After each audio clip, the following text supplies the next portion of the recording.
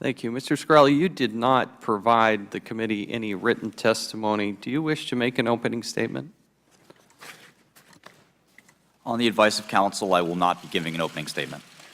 I want to ask you a few questions. What do you say to that single pregnant woman who might have AIDS, no income, and she needs Daraprim in order to survive? What do you say to her when she has to make that choice? What do you say to her?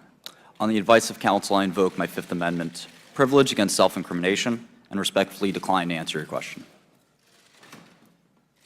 You were quoted as saying on Fox 5 in New York, you were quoted as saying, if you raise prices and you don't take that cash and put it back into research, I think it's despicable. I think you should not be in the drug business. We take all of our cash, all of our extra profit, and spend it on research for these patients, for other patients who have terrible life-threatening, life-ending diseases. Did you say that? On the advice of counsel, I invoke my Fifth Amendment privilege against self-incrimination and respectfully decline to answer your question.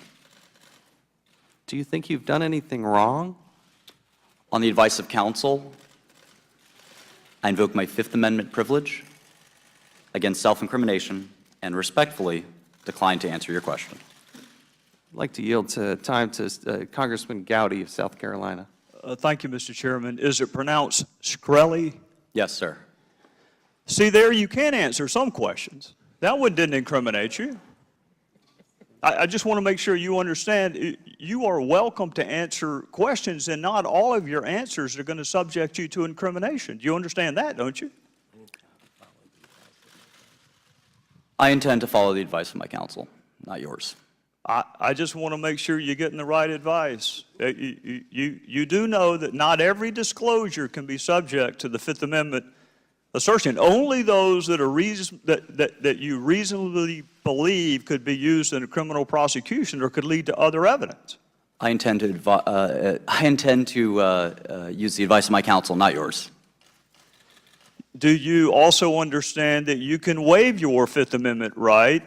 You gave an interview to a television station in New York where, if I understood you correctly, you couldn't wait to come educate the members of Congress on drug pricing, and this would be a great opportunity to do it. So do you understand you can waive your Fifth Amendment right?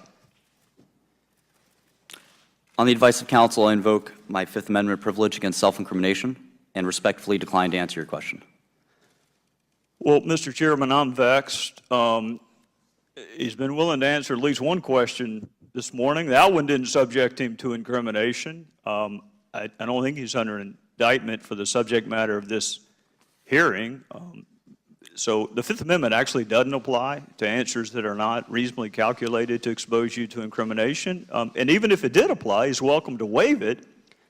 And I listened to his interview.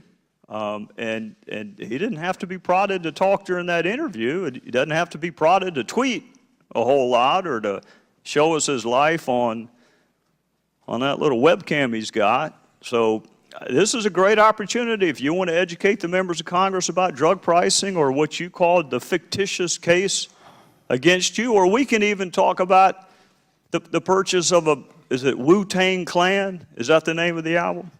Name of the group?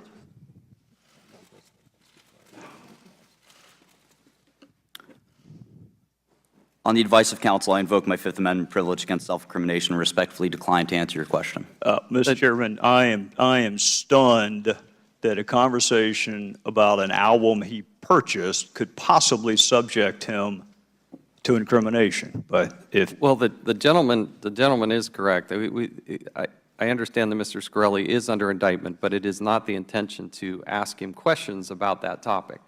So if I understand it correctly, we're not going to ask him questions that are going to be in the subject matter of his current pending criminal charges. And if we were to get close to one or in the gray area, he's welcome to assert his Fifth Amendment privilege there. And if we stay away from the subject matter of his indictment, he is, some could argue, has a legal obligation to answer under Kasgar versus United States, but certainly has the right to do so, as he did in the television interview and as he does quite frequently on social media. Correct. We're trying to, Mr. Chairman, may I be recognized for a moment? no, no, you will not.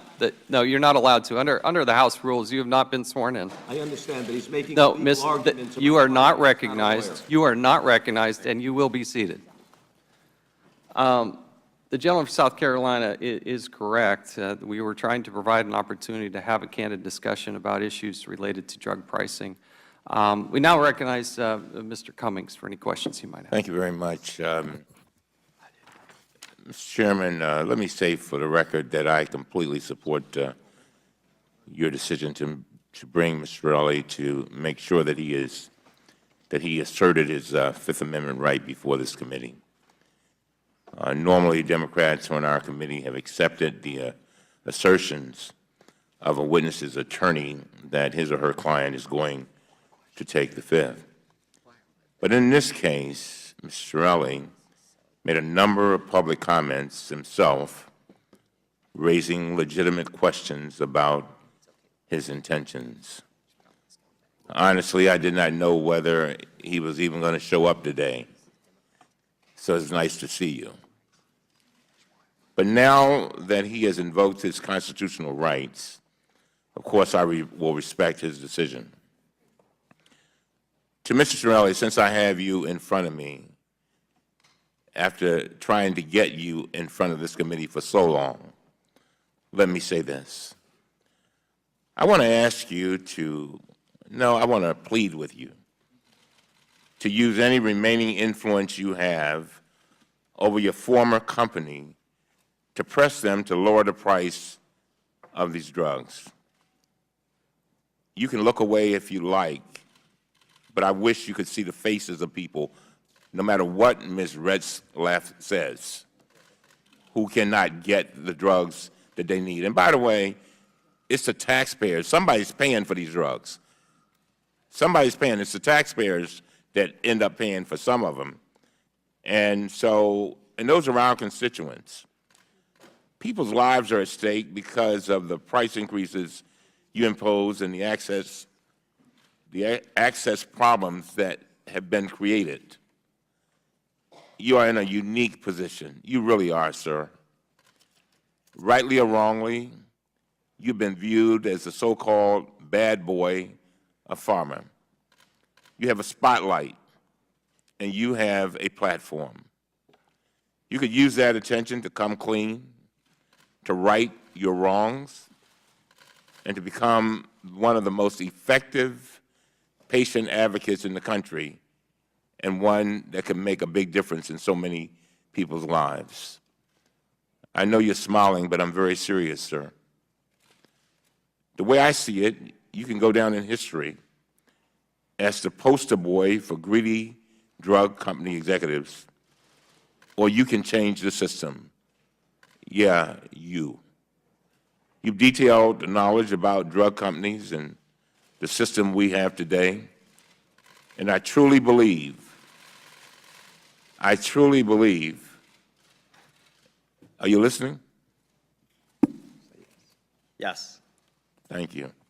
I truly believe you could become a force of tremendous good.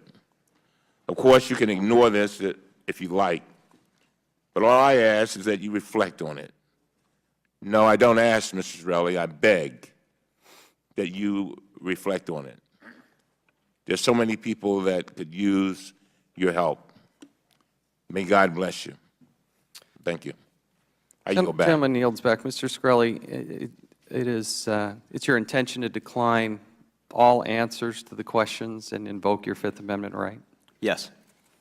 Given that the witness has indicated that he does not intend to answer any questions, and out of respect for his constitutional rights, I ask now that the committee excuse the witness from the table. Without objection, so ordered. We'll pause for a moment as Mr. Shkreli is escorted out.